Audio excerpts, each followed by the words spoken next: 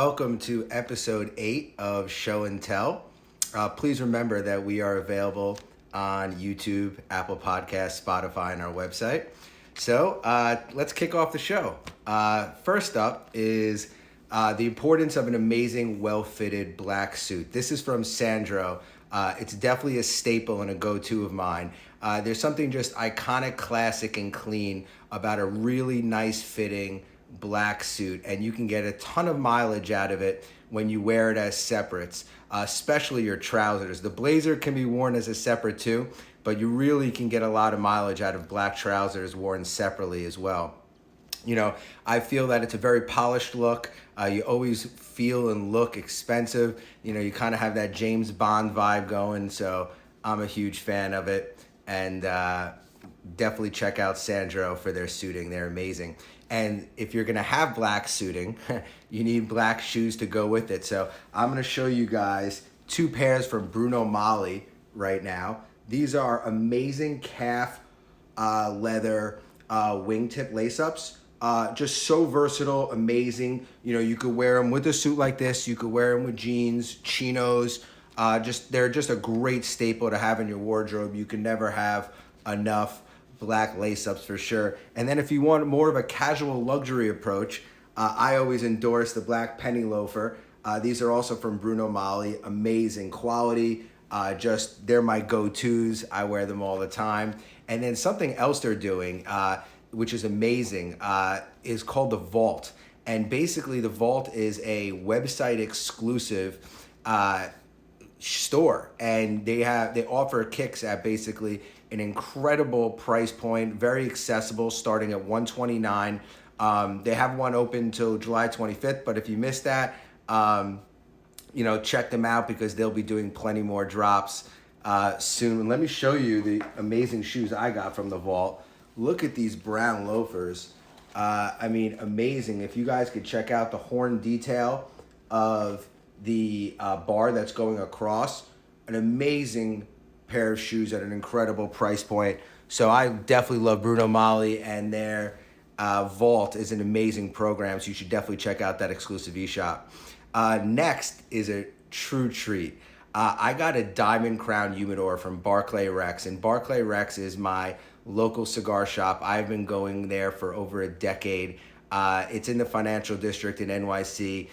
They have incredible cigars in a humidor and also accessories. In fact, I actually got, the Saint Dupont cutter, and the reason why I love this cutter is because it has 2 different cuts using one device. So if you wanted a V cut or if you wanted a straight cut, you're set for any situation. But they have amazing cigars and also accessories, ranging from Davidoff to pretty much anything you could think of, Monte Cristo. Just an unbelievable store with incredible service. So let me show you the treat that I have today to show off. Hold on, it's gonna take a second. So this is the Alexander 160 from Diamond Crown. I'll try to go back for scale. It's just a stunning piece, holds 160 cigars, has a really luxury feel to it. It's from Diamond Crown's St. James collection, and I cannot be more exciting. Comes with a very elegant key, as you can see, and it's incredibly special. Barclay Rex always is the best product, so that's why I went there to get my humidor. And let's check out what's inside. So as you can see, we have a humidity control system, but if I could tilt it up, let's see if I stand a little bit. We got some Davidoffs down in the bottom. We have all different types of Cubans right there. And then we have some more Davidoffs mixed in with Daniel Marshall, which is a great company out of London. They have great cigars. I'm actually enjoying their red label at the moment. So yeah, an incredible piece. This will eventually become part of the Grungy Gentleman Show and Tell set that we're building. So stay tuned for that. Okay, moving on. So I wanted to show off my favorite aperitivo. This is Select. The reason why I love it so much is because it's the perfect mix between bitter and sweet. It just goes amazing with a couple drinks that I love. First is the Select Spritz, which is basically a little champagne, a little seltzer water or soda or club soda, and it's a 3-2-1 ratio, but perfect for, a hot day for a refreshing drink, or even just chilling at night. I do both. Select is my go-to. It is the perfect, like I said, mix between bitter and sweet. So if you're looking for an aperitivo, hit them up. And when I want to make a Negroni with this Select, I use Monkey 47, which I showed in the last episode. That's my favorite rum. So this is my combo, guys, if I want to make a Negroni, and I definitely have some Negroni nights as well.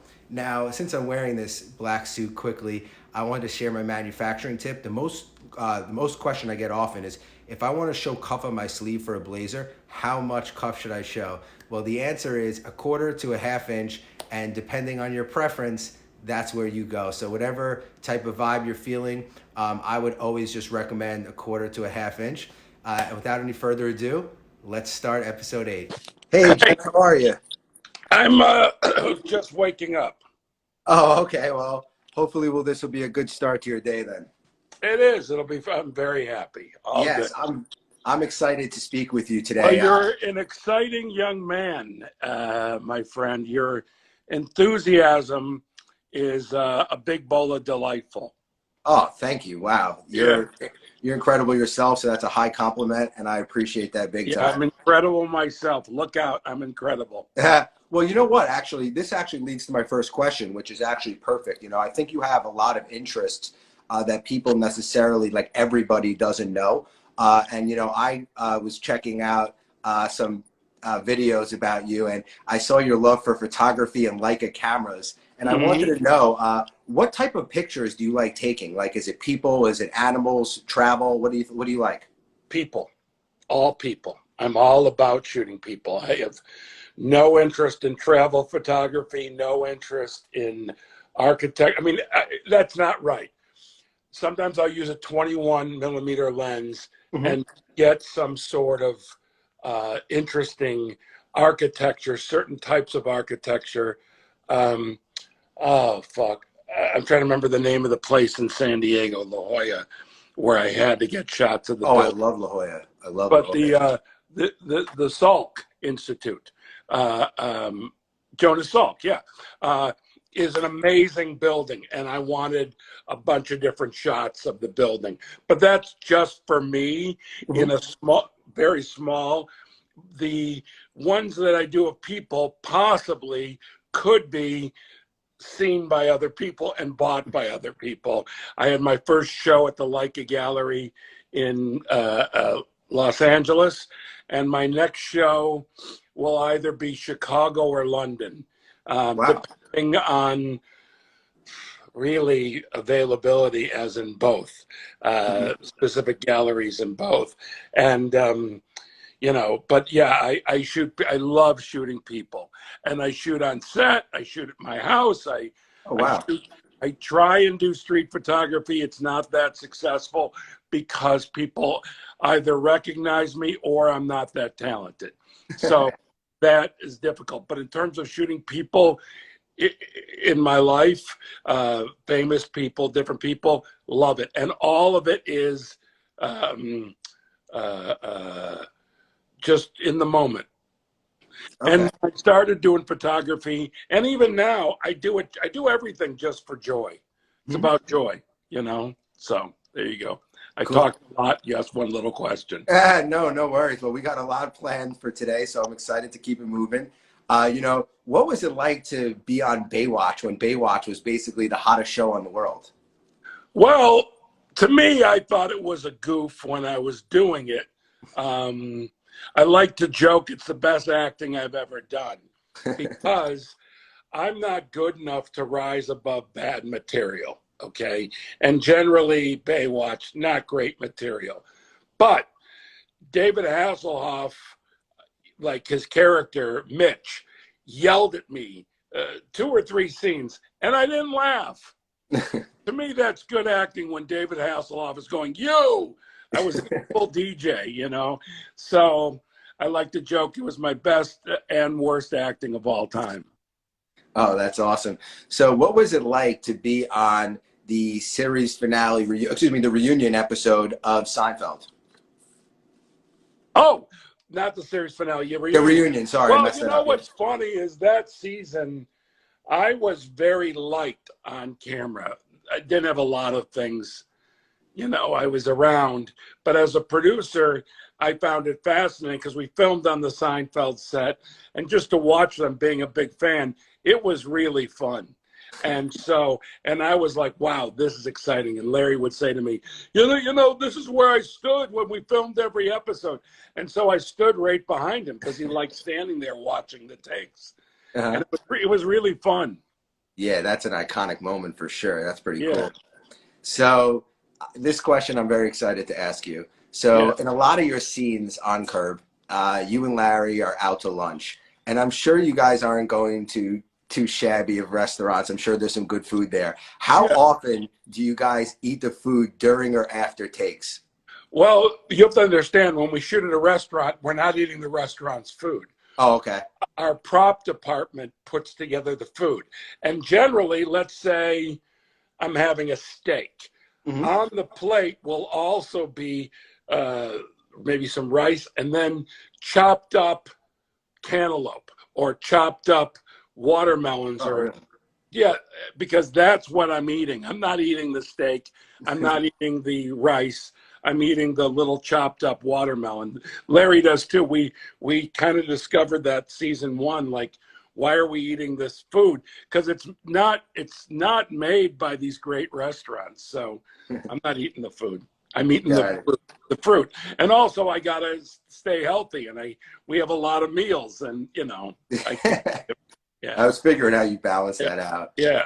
So the 10th season, which was the current season of Curb, was amazing. Great reviews, incredible storylines. Obviously, Latte Larry's and Mocha Joe. What would your character, Jeff Green's store be? In terms of a shop. How about this? It could be a Spite store or just a regular store, whatever comes first. That's what I was about to ask you. I really don't have any. I go to the same places for guitars, for cameras, for when I go into my local guitar shop, which is Imperial Vintage Guitars, Ventura Boulevard. I go there and I hang out like it's a barber shop. I sit in the chair, mess around with guitars, talk to my friends there. So I don't have any spite. If I were to open a shop, I would open a shop maybe called Things I Like, and then I would only sell whatever it is that I like. So it would be really, it wouldn't be a store unless you have come to my store and you know what I like and those are things you like.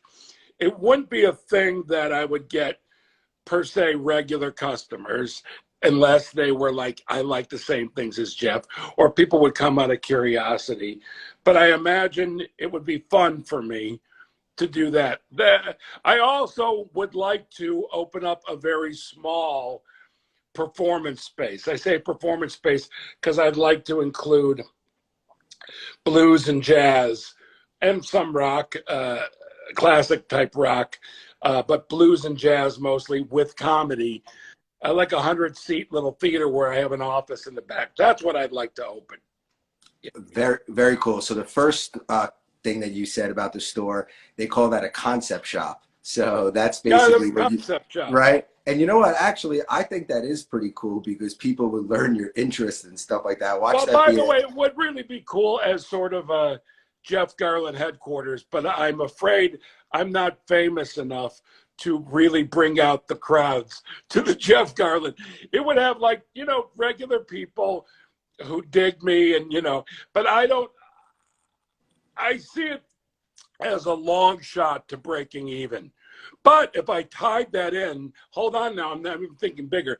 If I tied in that as a little shop that's on the theater, that's next to it, part of it, yeah. Now you got entertaining and retail, the whole thing. Well, no, I'd sell vinyl, but only vinyl that I like. Oh, that's cool. And I have used vinyl too, new and used. And the used vinyl, only artists that I dig. If I don't dig them, they're not for sale there.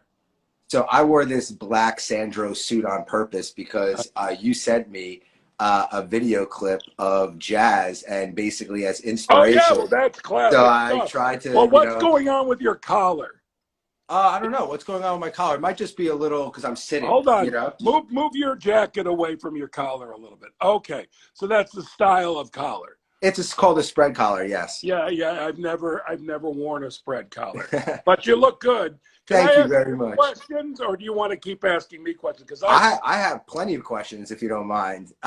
keep going. And you know, well, actually, before I even get to my next question, one thing I liked about you talking about how you have your go-to shops. You know, when you were saying guitars and your cameras, like Leica. Clothes too, everything. That's like me. I have a local cigar shop called Barclay Rex in the financial district in New York City. And when I want to kind of like breathe and think a little bit, I'll go into their lounge. I go someplace else to breathe, but than a cigar shop. But true, but yeah, when I used to smoke cigars, I don't anymore because when I did the movie Wall-E, I really did a whole bunch of damage. I worked 3 years on that movie. I didn't know what I was doing in terms of the yelling and the things, but it made my voice even more distinctive.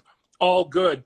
But I'm a guy, like I use indica to sleep and I take edibles because I can't mess with smoking anymore. And I used to smoke cigars. I smoked, you know, the last time I smoked a cigar was with some Cubans with Jerry Seinfeld. Was the last. Oh, that's a pretty cool. That's a number of years now.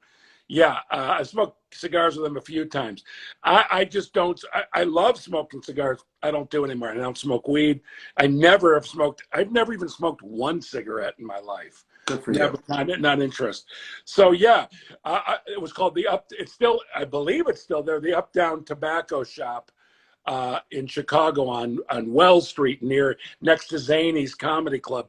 And when I was a young comedian, I'm talking to my 20s, I would go over there and get a Macanudo, and I would sit upstairs in my dressing room and smoke my cigar in between shows because we usually had at least 2 shows a night. Yeah, so to have a place, forget places, to have even one place where you go and it's a respite from the world, great. See, I really believe in I'm good with Amazon and ordering shit online. But, and I know right now we have no choice but to pretty much, for the most part, do everything online. But I have to say that if you have it, going to a big box store, they better have something that you need that makes it convenient because nobody's really helping you. And most stores will just show you where something is. There's no discussion. I go into my guitar shop, my record store, my comic book store, my baseball card store.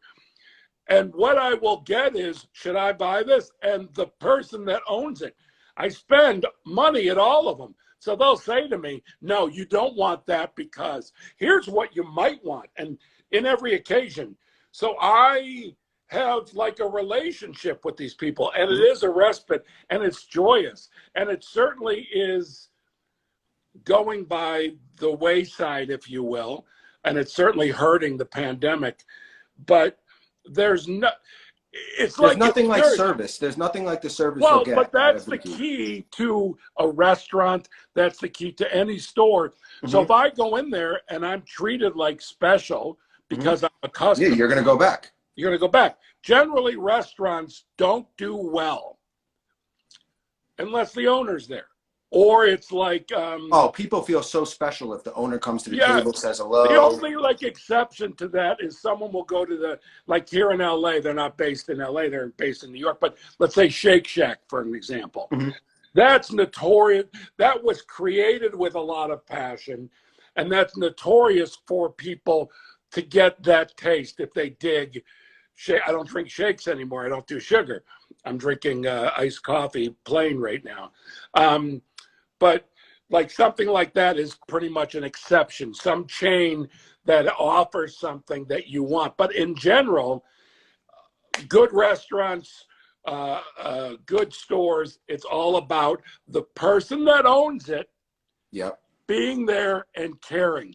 Because unless you have an employee that you involved in the ownership, you know what I mean? Like a manager to where they personally give a shit. Yeah, they're not going to care enough. Not going to care. Not going to care. I completely agree with that. So Yeah. moving on. Yes. So my brother, Skylar Aston, he is an actor and he has a show on NBC called Zoe's Extraordinary Playlist. He actually, on the show, is Ted Danson's wife, Mary. And Skylar tells me that Ted and his wife are the most delightful people. So I wanted to know if you had any good stories with Ted Danson. And well, also, here's the thing. Ted Danson is one of my 3 favorite actors. Oh, nice. I should say 4. I have 4 favorite actors. 4. Five. I'm I hope you're going to tell them now. No, I am going to tell them now. I love Liam Neeson. Okay. I love Denzel Washington. Those are the gigantors. And also, Jeff Bridges is my hero. Gary Cole. I don't know if you know, you're hip to Gary Cole. Gary Cole has been in so many movies and TV shows. He's probably most famous for the movie Office Space. He was the boss. Mm-hmm. Which has become this great cult movie. And then last but not least, Ted Danson. Ted Danson is a dream of a person, a dream of an actor. He's a great man. And I am so honored to be his friend.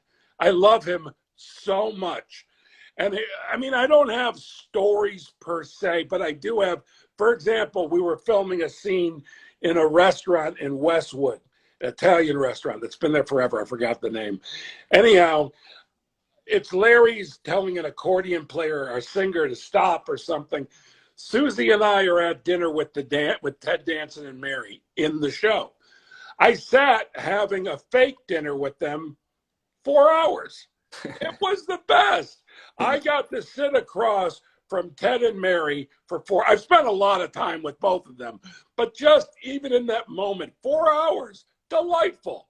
I mean, there were breaks, and you go to craft service and you get food.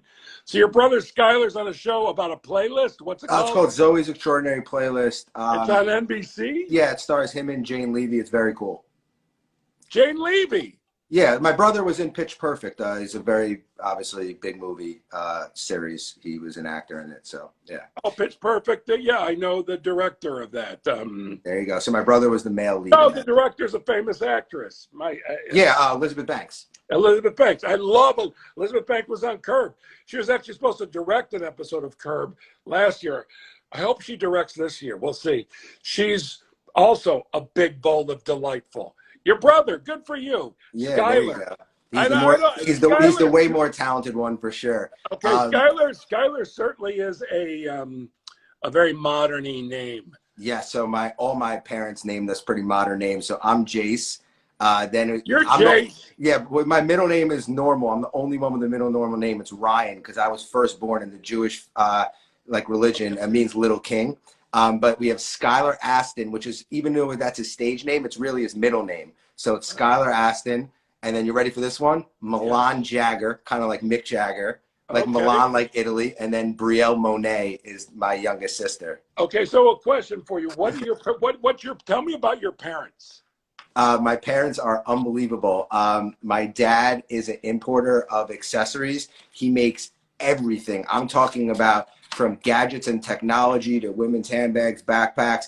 It doesn't necessarily, he's more on the he's a creative level. Dude. Yeah, he definitely is. He's more on the CEO. Are your brothers and you only have you don't have a sister, right? Yeah, so I have 2 brothers and a sister. The sister is the weird name? The sister's in here right now. She just wrote, "This is amazing," Brielle Lipstein. Okay, so clearly, do your siblings have as much joy as you? I think they even probably have more. They're amazing. Really? That's crazy, man. Yeah, they're great. So, can I ask you questions about you first? Sure, go for it. Just for a minute, because I don't like talking about me. I like having conversations. Well, I'm okay to talk about me if I'm having a conversation. Sure. But to be specifically interviewed, I never enjoy that. I mean, I just don't. By the way, I'm enjoying it because you're enthusiastic and I'm happy to be here. But I want to find out. So tell me about, Grungy Gentlemen's your company too, right? Yeah, so it's a men's clothing brand. During the pandemic because retail stores were basically they're still shut down for the most part. I just But figured you started during the pandemic. I started the show during the pandemic to kind of like diversify and have a little fun. And people have told me like, hey, you know, a style show mixed in with like a little cigars, watches, cars, travel, sports. Like that's what people were looking for with the style twist to it. So here we are. Design, like you sent me the hats. Yeah. I do have a criticism of the hats. Okay, let's hear it. Too much going on. Okay. Because you know how you're wearing the black suit and it's jazz and it's simple. Those stripes on the side, completely unnecessary. All right, I'll definitely take a note on that. But I mean, you can put no. Here's the thing. Look, I'm not a clothes designer. My younger son wants to do that. He's 20. It's not that. And by the way, that criticism is simple. It's clearly not your life's work. You're just like, oh, I'll put stripes here. I don't know, by the way, what people your age dig. What I dig is simplicity. Simplicity and classic styles. Like even today, I'm wearing a black T-shirt, Chicago Music Exchange. I'm wearing my boxers. Here, hold on a second here. They're you see them? Yep. Okay, classic, simple shit. And look, nobody looks to me for style, although you had a little influence based on my although your suit in Our Man in Chicago, which is your special on Netflix. My suit, handmade Savile Row. Is it Savile? Savile Row in London? Savile Row in London. I have 2 suits that I made. The shoes I made were custom made. Wow. Classic. I'm lucky enough to afford that. Next time I go to London, my dog never barks. Don't worry, we can hear you. Sage, come here. Sage. So cute. She's my dog from the Goldbergs. I know. Have you ever taken home taken home anything else like that on set? Because that's pretty crazy. No, everyone always asks me if I take things. Come here, baby. She's a gift. This should be one of your essentials. Remember, I asked you to bring some essentials onto the show? Well, by the way, I thought about that. I've got 2 things that I think are really cool. Okay. One's not an essential, but it's really personal to me, and I love it. Can we see your dog on camera one more time? Oh, sure. She's right next to me. Oh, my baby. Oh, my God. Yeah, she plays the part of Lucky on the Goldberg. She named Sage. Yeah. And then I've had her now for about a year. I was on set last year, and I asked the trainer, the dog trainer, I said, hey, can you help me get a dog? She goes, are you interested in Sage? Now, Sage has been working with me for 7 years. For 7 years, I've been saying, God, I wish I had this dog. I wish this dog was mine. And now this friend of mine who's curled up next to me saved me from the pandemic. The amount of love that she shows me and I show her. I've never taken a coworker home with me. So it's been really exciting, really exciting. All right. So do you have any more questions for me, or can I ask some more to you? No, I have more. So all right, let's do it. What are you designing the clothes for? Sage! Well, what are you doing? Oh, that's too funny. I mean, when I say barks, maybe once every 2 weeks. We're hitting it now. So, Sage, come here. Come here, sweetie. Now, if she stays up with me, she's going by my back patio and like barking at something. I don't think anyone's back there. Anyhow, no. So you're designing the clothes for sale where? Like on your website? I have different type of product. I do some stuff like you were talking about before with sports licenses. Those are huge honors, and I love doing that. By the way, those hats are not bad. I'm just telling you, in my view, because I'm going to tell you the truth all the time. Every time you send me something, what do you think of this? I'll tell. I don't bullshit because I like you, and I think there's something about you that I want you to succeed, and I know. I'm not even thinking. I know. What are you, about 26? No, not even close. I'm 35. Well, but your energy keeps you young. I'm 58. Relevancy is all about your curiosity, your joy, and what is what you think something that people groove to. So I don't worry about being relevant. I'm just me. People dig me. Cool. So when I said I like simplicity. So you could do just a little adjustment with the hat or a different color, something. But I'm a big fan of the nuancy difference between that Cub hat and a regular Cub hat, what have you. Or do them all, do every one of the hats in black, you know, or something. I'm just saying that sometimes we think we have to do more. It's like I always tell people who want to do comedy, like actresses and actors, when they do comedy, the worst possible thing is to put a spin on it. If you come on Curb, don't try and be funny. Just play the scenario the way the scene is. If you're real in the scenario. So I think it's the same for designing clothes. Don't put a spin on it. Just do it. Do what you want to do. Yeah, whatever you want to do. And the classic stuff. And by the way, when you do classic stuff, you just keep it in your arsenal. You don't have to replace it. You know, limited time. We have a puppet on the side of your hat or whatever. You know what I mean? Totally. So, can I ask another question or?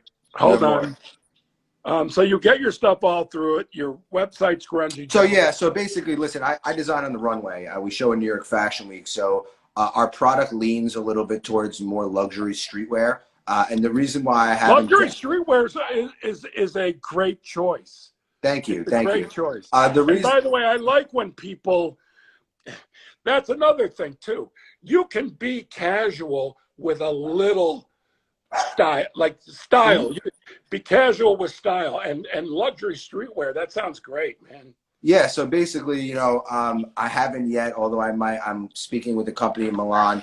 I haven't done like complete tailoring yet because I don't want to compete, excuse me, with the largest tailoring houses that have been around for a couple hundred years, just because they have perfected their craft so well, like some places in London and Savile Row. So when I do make my first foray into true tailoring, I'm going to work with the tailoring house that really understands fit, because I have a saying, if you don't got fit, you don't got shit. So that's sort of what I'm going to be doing as far as, but until then, I design much more like luxury tracksuits, but you know what's interesting, jackets. By the way, about you, here's another thing about you as a person.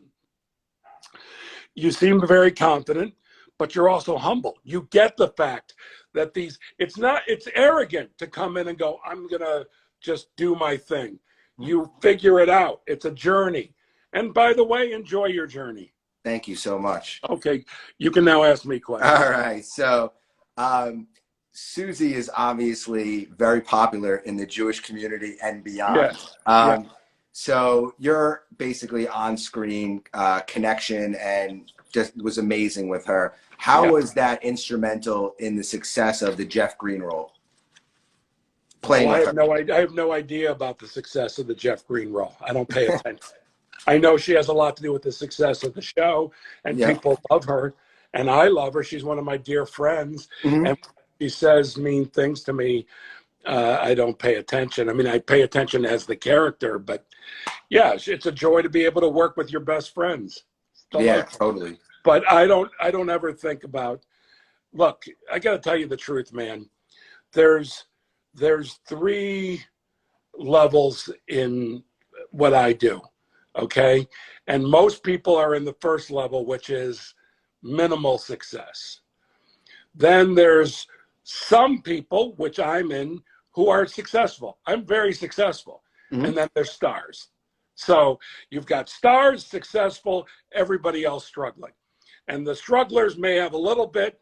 It is such a hard jump to go from the struggling to the successful.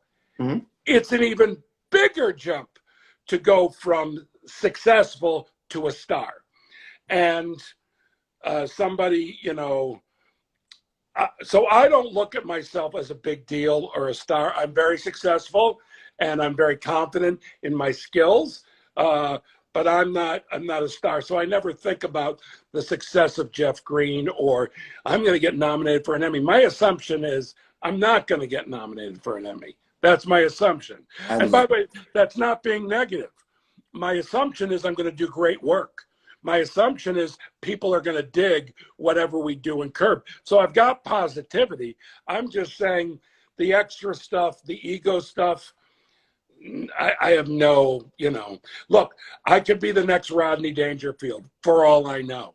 So I'm open to it, great, but I haven't gotten that one film role that, people jump on, I haven't gotten my opportunities. My big film opportunities have been, I make my own little indie films, usually for Netflix, and I do voice of animated stuff with Pixar.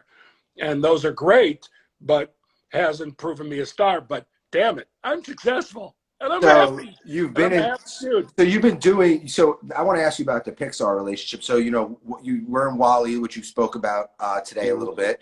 And also, I know you were in Toy Story. You've done that three and four, and Buttercup the Unicorn. Yeah, Buttercup for a minute. Yeah. So how is it, like, how does that feel like to be a part of the Pixar family? And does anyone ever come up to you on the street and be like, hey, can you do the voice from whatever? Well, considering that both the captain in WALL-E and Buttercup the Unicorn, this is my voice. So I never put a spin on the voices. It's always been my voice, which I'm very happy with. And I'm honored to be involved with Pixar. Without a doubt, WALL-E is the greatest thing I've ever been involved in. Wow. Toy Story 3 is up there too. To work with my friend Lee Unkrich and to work with Andrew Stanton on WALL-E, I'm really like honored. Like WALL-E is the greatest thing I've ever done. And I'd be really happy if it's the greatest thing I ever do, because to be better and bigger than WALL-E is like beyond my comprehension to think, I don't know. That's the thing. I'm really look, even with the pandemic, I'm really happy right now. I have my dog, trying to do some writing.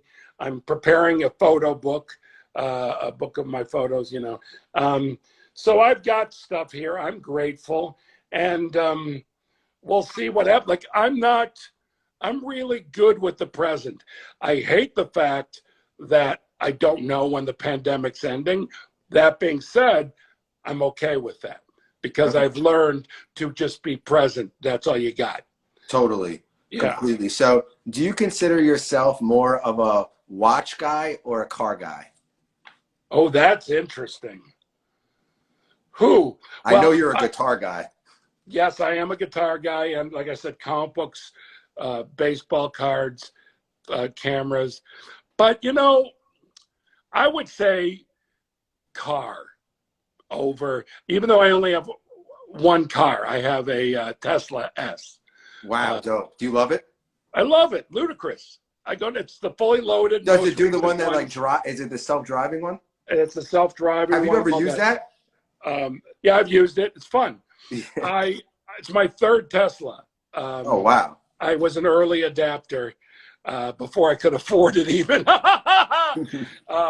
So I love my Tesla, but I would love to get an old Caddy or a GTO from like the 60s.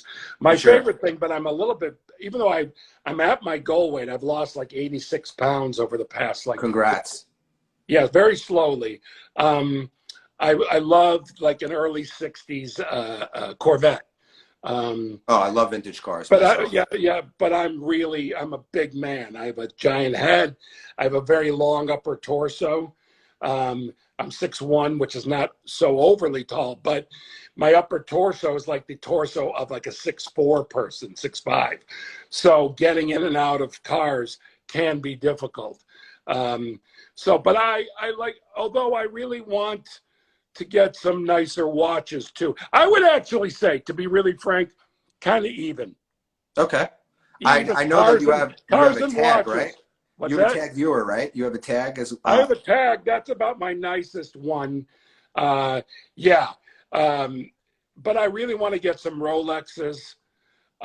There's another one, I can't remember the name of it, that I want to get. Patek Philippe, Cartier. Is it Patek Philippe? Yep. Patek Philippe. There's one, but it's like $68,000. Now, yeah. I am successful. 68,000 for a watch. I'm not that successful. However, if some things continue, I will celebrate with a Patek Philippe watch. There you go. But also a Rolex, even, which is like, I think my whatchamacallit's like a $6,000 or $7,000 watch, which is a lot. I know that. So 68 is crazy, but I'm looking at, I'd like to get a nice old used Rolex. I mean, I'm wearing a vintage Rolex right now. Yeah, vintage Rolex. Very interested in that, but that's the same kind of feeling for like a GTO or a Sure. Mustang or a Vet, or a Caddy, like a 62 Caddy. Convertible. By the way, everything I mentioned, convertible. I want to get a convertible. Nice. Although it'll be a little bit. The reason I feel I can get a convertible is Jay Leno and Jerry Seinfeld both have a ton of cars. They collect cars. And if they're okay to drive in a convertible, I guess I am. Because, you pull up, even now in my Tesla, I pull up and I don't have the windows darkened. And people see me, I wave. But, in a convertible, it's more like you're in a parade. So, I'm nice to everyone. If I don't want to be friendly, I stay home. There you go. That's been my thing. I signed up for being a famous comedian. So if I don't want to treat people with kindness and respect, and there are days where I feel like shit and I don't want to talk, I just stay home. If I leave my house, I'm ready to talk to anybody anytime. Well, speaking of staying at home, I've heard that you are the world's greatest napper. Is there anybody out there that could take you in a nap off? Well, yeah, I think that some people who are extremely fat and are eating improperly and might even be ill with diabetes, if they're not taking care of themselves, they could beat me in a nap. But in terms of healthy people, it's always been the only reality show I always joke that I'd ever be good on is Napping with the Stars. I would destroy, because I can literally, like, I could sit with you here and be asleep in 5 minutes. And even sitting like this. I also do transcendental meditation. And what's delightful is when you meditate and then you finish and you float into a nap. Whee! That's funny. So how was it playing with Eddie Murphy on Daddy Daycare? Because he's a legend. That was, Eddie started around this. We're similar age. I'm like a year younger than him. And started around the same time. So we knew all these old comedians and we would do references to them. He was really, I don't think I wish he could be, for him, more joyful. That being said, very joyful with me. And then we do the movie and he'd go, let Jeff do that. Like, he would give me bits that were written for him because he's the star and go, let Jeff do that. He was very generous. And it was an honor to work with him. And he is, and I've worked with Larry David, Conan O'Brien, Mitch Hurwitz, who created Arrested Development, Amy Sedaris. I'm naming the funniest people I know. And there's more, even a couple more. But Eddie Murphy is unequivocally the most talented person I ever worked with. Jason Alexander is the most talented actor I've ever worked with. He is... when I say, and I've worked with lots of dramatic actors, Jason has a skill level that it's unbelievable. But Eddie Murphy blew me away. I told you I'm confident, funny. So things happen on a set. And I know I'm funny and I know I'm quick.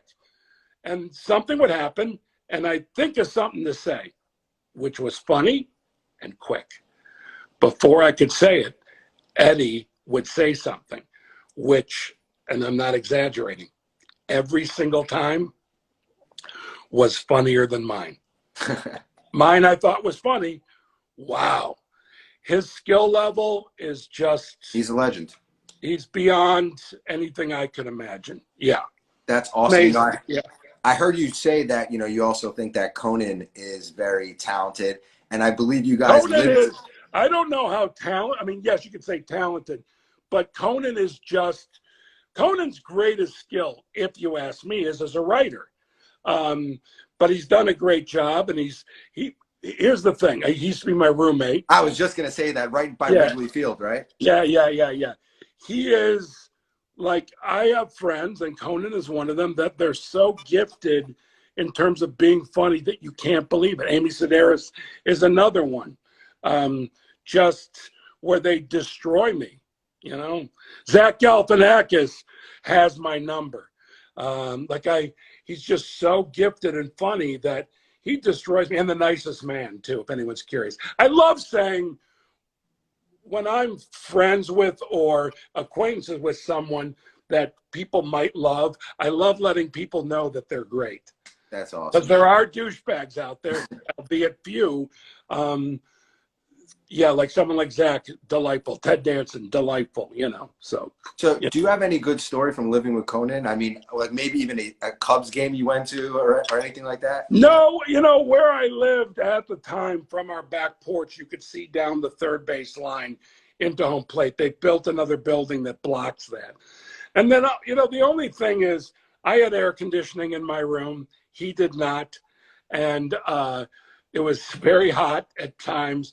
And I'd go to his room, and it was like a steam room. And I'd wake him up at like 3 a.m. to do something to make me laugh. I swear. He was like my toy. Conan was my toy. He's funny. He's never forgiven. We're still friends, but he's never forgiven me. So I have to ask you, with the Cubs curse, when that was lifted, how did you feel? Well, I went to the 3 games at Wrigley. I didn't go to Cleveland. I didn't. I chose not to. I didn't. I don't want to be in someone else's ballpark. I don't want to, even if the Cubs are playing in the World Series. But the 3 games at Wrigley, I was there for all 3, and those were magical for me. The final game, I was at home, and when Chris Bryant picked up the ball, the last play, he was smiling. He had a huge smile, like, we got it. It did happen in slow motion. I know the play you're talking about. Yeah, it's the last thing. And it was just like, what the fuck? And I kept on saying as it happened, oh my God, oh my God, oh my God. I started crying because my dad didn't live to see it. And I'm a Cubs fan because that was handed down by my father. Sure, yep. And so for me, it was so crazy joyous. I'm still flying on it. Like, you know, the Cubs after that, I think, did 2 straight years, if I'm not mistaken, in the NL Championship, or maybe 1. But they've been in the playoffs. You know, last year was the first year, nothing.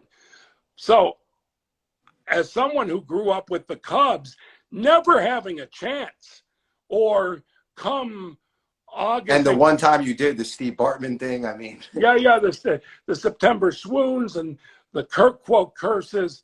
I'm really happy if we're in contention every year. That's all I ask for. I would love to see the World Series win and all that, but I'm just like, please field a delightful team to watch. And by the way, I love the current Cub team more than any Cub team ever. Oh, really? Okay. Yeah.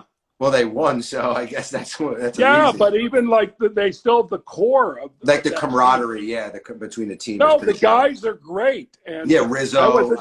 I'm a big Joe Madden fan too. But now he's at the Angels, and I'm going to root for the Angels like crazy because I love Joe.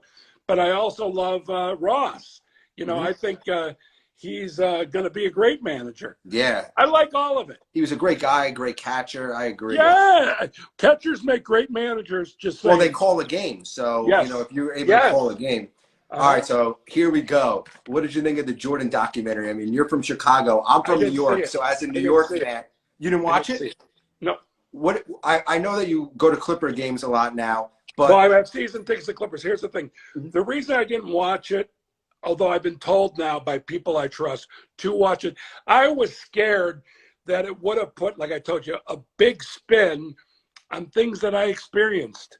I was in Chicago, man, when all that went down. I went to games, 1 million Jordan games. So for me, I have memories that are locked in. And you want to know what my memories were? I'm a Knicks fan. You guys used to light us up and rip my heart out every single season. I had full access at the Chicago Stadium playoffs, NBA conference finals, Bulls Knicks, Ewing and all these guys. Yeah, at the United Center, yep. And I remember I remember the Bulls like going. I somehow was underneath when both teams came out of the locker room before they went on the floor. Oh, nice. And the Bulls were so fucking loose. And then you go around to the Knicks, and we're tense. you could feel the tension. Well, you got to go up against Jordan. That ain't an easy task. No. But those are great Knick teams. Yeah, so those are You great. know who my favorite Knick player is of all time? Who I just love? Bernard King. That's my dad's favorite player. I say it all the time. I love Bernard If he didn't King. tear his Achilles tendon, God forbid he would have played with Patrick, we would have won it all. I mean, he could score on anyone. Back to the basket. He'll dribble. He'll take you to the post. He's the guy that is like the underrated guy, maybe of all time. Yeah. Any team. No, I love Bernard King. Love. Completely agree. So I know you travel to a lot of Bears games. What's your? I have season tickets to the Bears too. Yeah. So I give them to my family and friends, or I go. You know, I can't go that many times. You know. You have to have one good story from a Bears game, though. Those are crazy. I hear. Well, they are, and I got to tell you,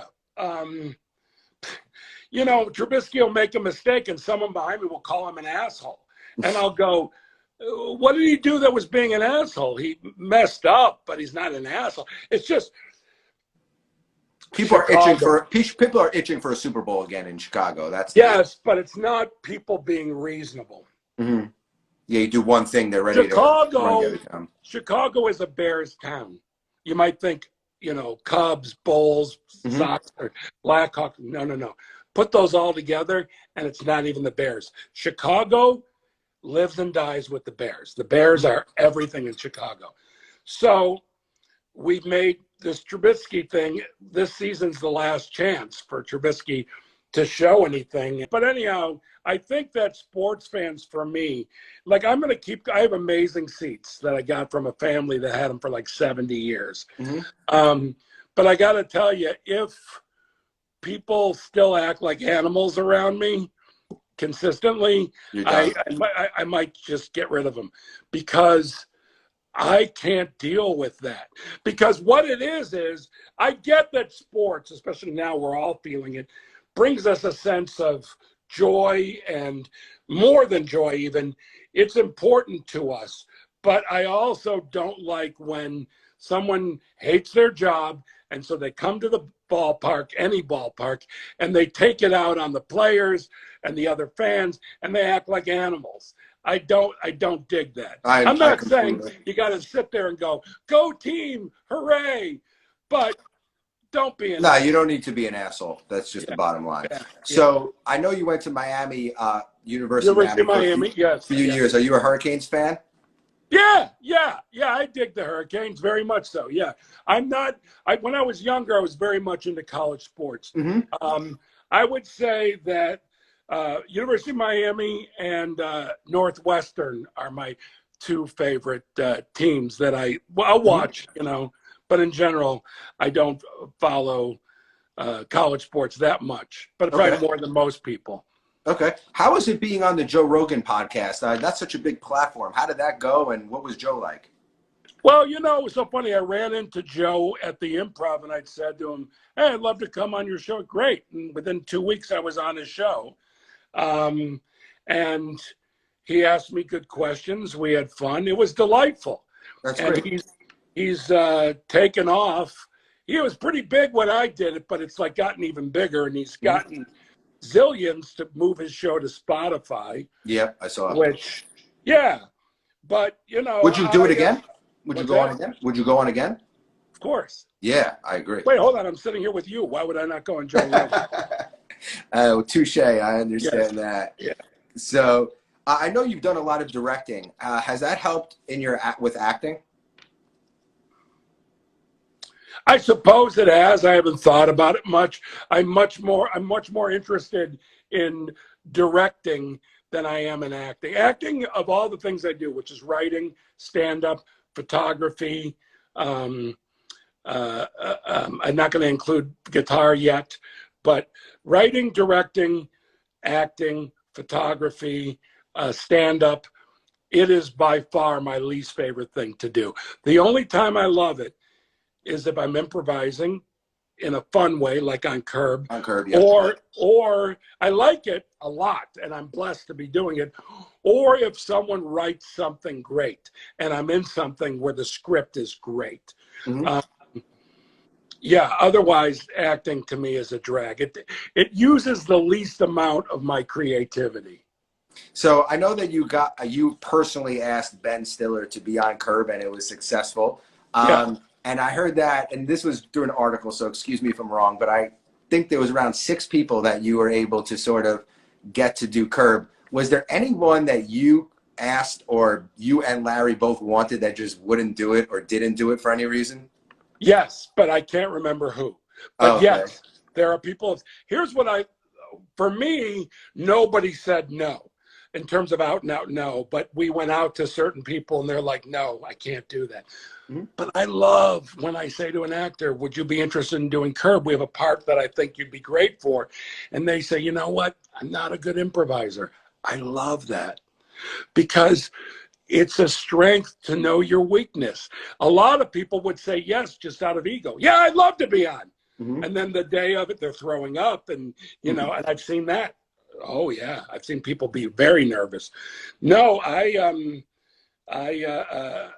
love when people tell me that they can't do it.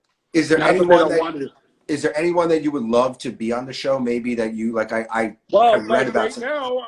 Gary Cole's been on it. He played the owner of the Dodgers. That episode, but a couple episodes. But Jeff Bridges. Oh, wow. See if we got anything for Jeff Bridges this year. I really, he's my favorite. He's a hero of mine. Whenever I get an opportunity to do anything where I hang out with that dude, mm-hmm. Oh my God, we're acquaintances. We're not friends. We really do know each other, and I think like each other. I know I'm crazy about him, and I seem to get that in return. But I would say Jeff Bridges, yeah, Bridges, yeah. Awesome. Well, I have only a few questions left, and you've been amazing, so thank you so much. Good. I'm very happy and honored to be here. Oh, thank you. So JB Smoove has been amazing. I mean, he's almost become an iconic character. Well, he is an iconic character. Do you have any good stories with him? Well, first off, JB and I are like brothers. Mm-hmm. I love him. He's really as good a guy as you could ever imagine. Mm-hmm. One thing that I love doing with him, and it's really fun when there's a guest actor, or even Ted, because Ted will fall for it, is I'll say to JB, have you ever told him about the time you went to Russia? And he'll go, no. I go, tell him the story. And he makes up a story about going to Russia. He's never been to Russia. But we do that at lunch, and it brings me joy. And then I'll bring up little things. Remember with the robot? And then, he'll bring up the robot. And it's so much fun. I only do it with him and other people. He loves it. He loves doing it. Oh, man. He's so committed and enthusiastic about it. I think everyone missed Bob Einstein, Marty Funkhauser this season on the show. Do you have a favorite memory with him? Yeah, I do. He was a dear friend of mine, a dear friend of Larry's. It was certainly creatively it sucked not being able to work with him, but it really hurt not being with him. We both loved him.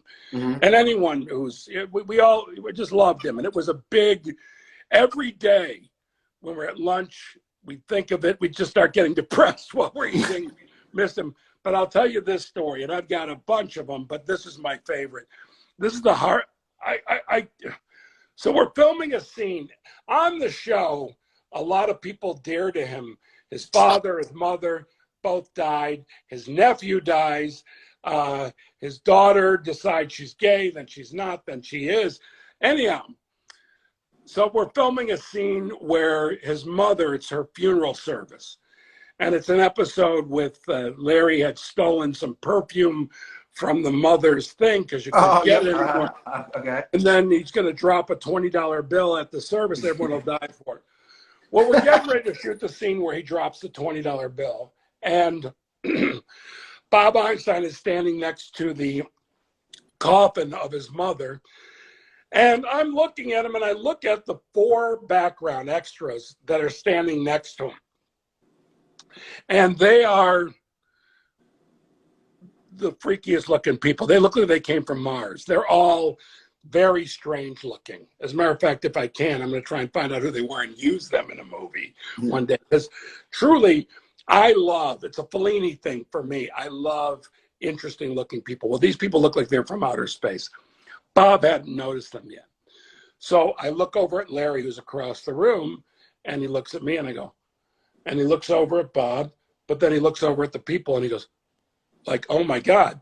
And I go, look at Bob, because Bob hadn't noticed yet.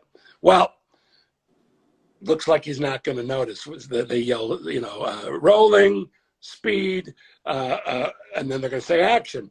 So rolling, speed means sound is going, rolling means the camera's moving. So the next thing is action. Before action's yelled, Bob looks at them and has this reaction. These are my best friends. They came here because my mom died and they're here to support me. My legs gave out on me. I hit the ground. I laughed so hard. Larry laughed so hard. The room laughed so hard. It took us about 15 minutes to get things back in order again to start shooting. That's one of my, whenever, I remember being at Nate Nal's Deli, and I'm sitting and talking to him in the booth. There's a lady in the booth next to us, and I'm not paying attention. I'm talking to Bob. All of a sudden, Bob looks at her and goes, "What are you looking at? You're listening to everything we say. Mind your own business." It's like, oh, so great. I mean, who else does stuff like that? I miss him. That's amazing.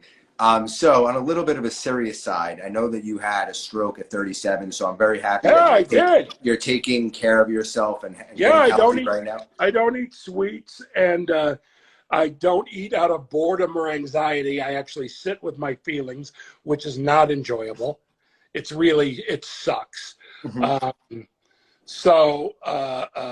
Yeah, I'm doing it though. And I've recovered. Well, did you feel like you got a new lease on life when everything worked out? Did you ever feel like, I might not be able to do stand-up? Like, was it very exciting when you by the way, I was in the hospital after I had the stroke. I was slurring my words. I could barely walk. And I thought, all right, I guess if I live, I'm going to be a writer. I'm never performing again. And look what happened. I mean, it's a Netflix special taped in Chicago.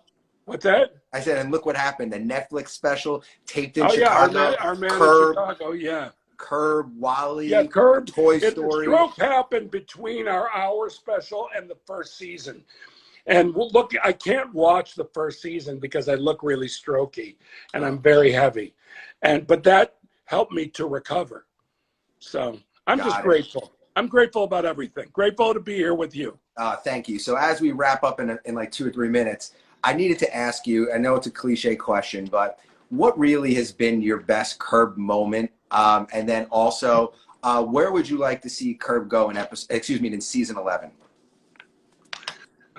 Well, I have lots of Curb moments that are really fun. Well, Instagram's kicking us up in 1 minute and 45 seconds. So. Okay. But the point being is Larry and I laugh all day. We take our job seriously. And he told me, you'll never have another job like this where you laugh all day. And he's right. Hey, here's, you asked me to bring a couple things. This is a black paint 35 Summicron lens attached to my black paint film camera like MP. It's my favorite lens and my favorite camera. So you wanted me to, yes, and then here's a baseball bat. I shared a locker with Ernie Banks.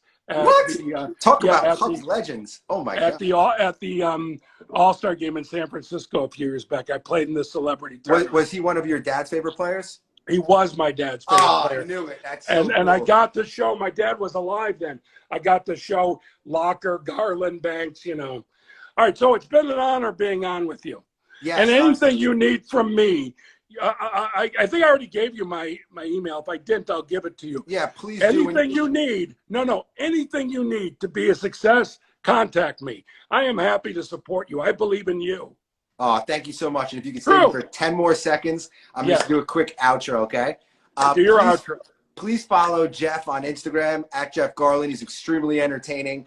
Of course, you might know him from Curb Your Enthusiasm, amongst a million other projects we mentioned today. You could check out the full episode on YouTube, Apple Podcasts, Spotify, and of course our website. Jeff, thank you so much for today. Such an honor. See you later, buddy. Soon. All right, bye. Hey, how's it going? Hey, Todd, how are you? I'm great. I'm super excited to speak with you. And before we start today, obviously, I wanted to wish you a big congratulations on your CFDA Designer of the Year Award nomination. That's incredible. Oh, thank you. Yeah, I literally just found out Friday. I didn't even know they were still doing it. So it was kind of a nice surprise. So thank you for saying that. Yeah, of course. So what does working with the CFDA mean to you? How has that sort of impacted your business? It's been pretty amazing. And a lot of people don't, if they don't know about it, I mean, what they really do is they bring all of us designers together. And I think, what Anna's done for us and what CFDA has done for designers is pretty amazing. They really help you get you started. They're always there to give you advice. They're there to make connections with you. Everything for me between being nominated for the awards kind of gets you awareness, but also I was participating in the CFDA Vogue Fashion Fund, and that just really kind of puts you on the map and allows you to almost be a one call away from even like an Anna Wintour or Tommy Hilfiger. If you ever have questions, you can always pick up the phone and ask. So for me, that's been huge. And just networking in general is a big part of this business. And it's been great just to have that support. Absolutely. And speaking of support, your foundation of how your career started is absolutely incredible. I mean, Ralph, J. Crew, Gap, what was it like to work with powerhouse companies like that? It's pretty amazing. I mean, it's really how I got started. My dad always told me I grew up in Iowa and moved to New York was a huge thing. And my dad said, if you're, you want to go out on your own or you want to be the best, you got to work for the best. And I really took that to heart. And Ralph Lauren is still the best in menswear, in my opinion. Mm-hmm. And Mickey Drexler, sure, who is at Gap, had the business acumen that I really sought after. So for me, working at Ralph and J. Crew and Gap really kind of set me up for me going out on my own. Absolutely. And something that I've noticed that you've done, whether it be with Jim Moore or your photographer, is you really built a strong team. And was that something you learned at your previous jobs? And can you also touch on the importance of having such a strong core in your business?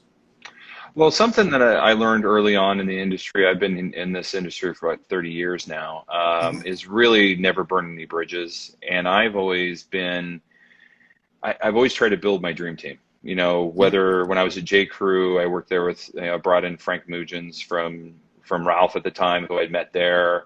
I have a tendency as I move, I like to take people and discover people and bring them along. Tim Hamilton was another amazing designer. He's the head of North Face now, did his own collection for a bit, but I brought him on to J. Crew, and that was always a part of the plan, is really to surround myself with very talented people. If not sometimes smarter and better. I really try to bring together creatives in a unique way.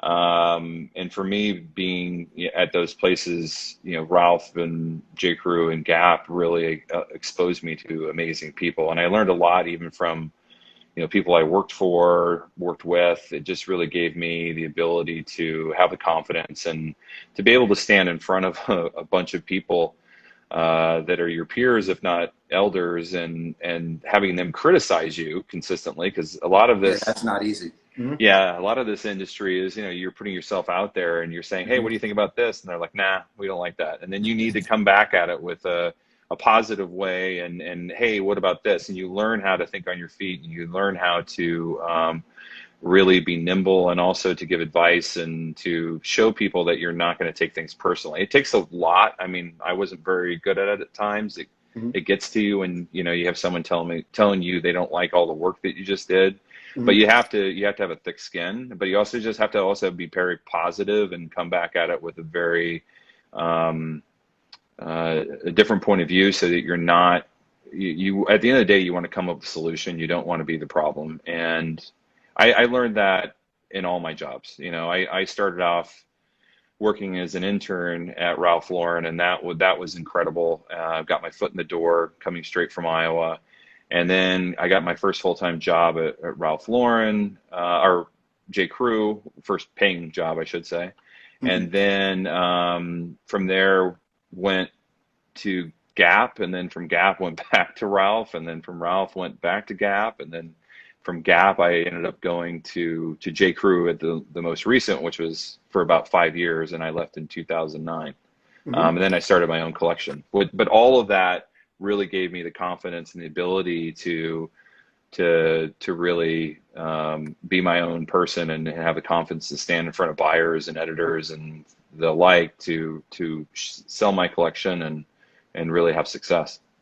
Absolutely. So the last question about your previous work experience, did you ever get to work one-on-one with Ralph or have any really good stories with Ralph himself? I never got to work one-on-one with him. He was kind of one of these people that kind of floated in and floated out of meetings. He was definitely in awe of him.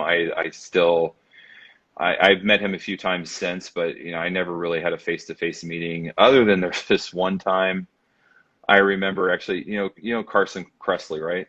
Carson. I do not. Sorry. So, Carson Kressley used to be on Queer Eye. He was the funny guy who was dressing. He was the one in charge of fashion for Queer Eye, the original. Anyway, he used to work at Ralph Lauren. He was actually an admin there, and he's always and still is super funny, just naturally. And he sits next to me, and there was this person we work with, and she was super small, and I just young and stupid, and said, you know, I could probably fit you in this garbage can. She's like, no, you can't. And I pick her up and I turn her upside down, and I'm kind of like, you know, dangling her over the garbage can, and Carson goes, oh, hey, Ralph. And I turn around, and it's Ralph. That's probably the most memorable time and probably the most embarrassing time I ever met him. I put the woman down, and I mean, we were just having fun. There was definitely nothing going on, but I felt the one time, my moment of being face to face with Ralph, I kind of got caught doing some tomfoolery. So yeah, but continue. But that was probably the funniest. But well, that was funny, so I'll give you that. That's for sure. Yeah, I mean, Ralph was the best place that I think I learned the most. I really opened my eyes to the world of vintage and the world of, you know, curation and really fine tuning design.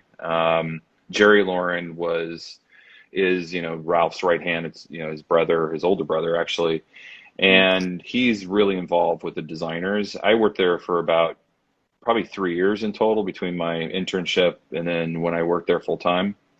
John Varvatos was there at the time as well, which was huge for me.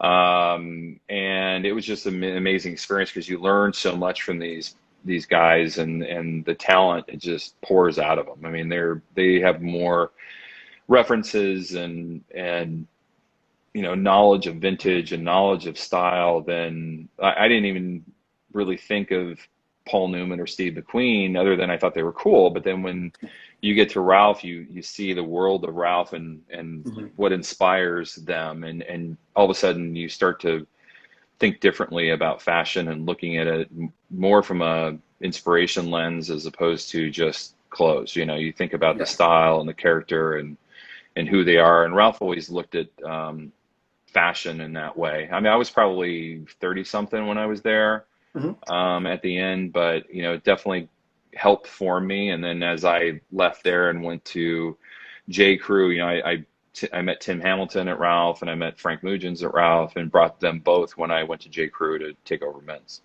Mm-hmm. So now moving on to having some fun with the Todd Snyder brand. You know, rebranding the Tribeca liquor store had to have been a pretty cool experience. What was that like? It was awesome. I mean, I opened that up back in 2008, right before I left, and I knew I was onto something. I had done some collaborations And that was with J. Crew, right? yeah, I was with J. Crew. So 2008, I was with J. Crew. And it was really like our first foray into a menswear standalone shop. And I was very involved with, the design of it. We worked with Andy Spade on it, who is a genius. And, Jenna Lyons was my boss at the time. And it just was a great launch pad for me. I learned a lot. And I realized, you know what, I had turned 40 the same year. And I was like, let me go do my own thing. But the liquor store really kind of showed me the potential of menswear and building something that is unique and really drives people to shop. And I think that was different for me, that typically, you work at a brand and you design clothes and you really don't see beyond just what you design. It's really, the salesperson, or it goes online. So having this one-on-one experience with the store, it really felt like my baby. I got to know the owner slightly, and reopening it kind of made me relive that. I actually had to go. And reopening it, for the viewers that don't know, under the Todd Snyder label. Yeah, exactly. So yeah, I think about a year ago, I found out it was being vacated by J. Crew, which I was like, holy crap. I had friends of mine just texting me every time they would walk by it, like, oh, you better jump on this, you better get it. And sure enough, I jumped on it, and it was great. It was kind of a walk down memory lane. I had to go have lunch with the owner, actually, to let her know that, I wanted that I was there in the beginning with J. Crew, and then I would take care of it. And at the end of the day, she lives upstairs most of the time. And she wants to make sure she's got a good tenant, and she wants to make sure that whoever's in there is taking care of it. So we upgraded it. We added a new French oak flooring to it. We did coffered ceilings with this beautiful olive high gloss paint, and just made it feel a little bit more elevated and a little bit newer. So we almost brought it back to its original glory, probably a little bit more so. Just by making it a little bit more upscale. But it was super fun. It was definitely a passion project. And in fact, we had our opening night, Mickey came to our opening, and we did a walkthrough with him, which was quite fun. So, and Jenna came that night as well. And it was just super fun to have both Mickey Drexler and Jenna kind of walk your store before we opened it. And they were really happy that I took it over, which was awesome for me too, because I shared that same love. Absolutely. And for the viewers who don't know, Mickey and Jenna used to be at J. Crew. So having a full circle moment where Todd is showing him now his store, that must have been amazing. And I personally live right by the shop, the liquor store, and it is fantastic. So for all the viewers out there, please check it out. It really is something to see for sure. Moving on. I know you consider yourself a fabric connoisseur. In GQ, I read that you love leather, tweed, and linen. What are your favorite fabrics and why? And I also wanted to know why you chose linen, or is it linen blends? Because I know that linen tends to wrinkle, of course. Yeah, fabric for me is kind of where I start most collections. So a lot of times I'll travel to Europe. There's fabric shows in Milan and in Paris. It's a tough job, but somebody has to do it, going shopping for fabric in Europe. But I as a kid used to, I remember I moved to New York City, and I used to go to the fabric stores here in New York, because you'd always get some of the best remnants. And that's where I kind of fell in love with fabric. Fabric is kind of where it all starts. I always kind of reimagine what a jacket should look like, or think about, how can we juxtapose this with, something that's, not as expected. And that's really kind of how I design. I studied to be an architect in college, and always liked interiors. And I've always said, fashion is very similar to how you cook or how an architect designs. All the ingredients are known. It's really how you put it together that makes it new. But fabric is really kind of the starting, step for me. And linen, the reason why I like it so much is it's very breathable, especially on hot days like today. It doesn't stick to your body, and it does wrinkle, but it is kind of the inherent beauty of linen. I always find the more wrinkles, the better, just because in general, this is actually a linen cotton shirt. I do 100% linen as well as linen cotton. But it is kind of considered a luxury fabric. I used to always kind of, I'd see linen, people with linen sheets and stuff and think, oh, that can't be very comfortable. But if you've ever had a hot night in bed, it's probably one of the best things to sleep in because it doesn't stick to you. It's definitely something that you want next to your body. Whenever I go to the beach, instead of putting on a t-shirt, I usually put on a linen woven shirt just because I don't get that kind of clinginess, which is usually happens. But fabric for me is I love fall season, especially because you can do layers, you can do cashmere, you can do wools.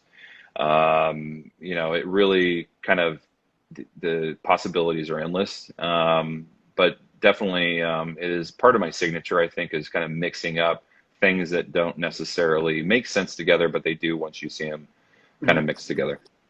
So I know that you're known for making classics, and in today's climate, what are 3 classics that you would consider now like the most important to have in a man's wardrobe given the times?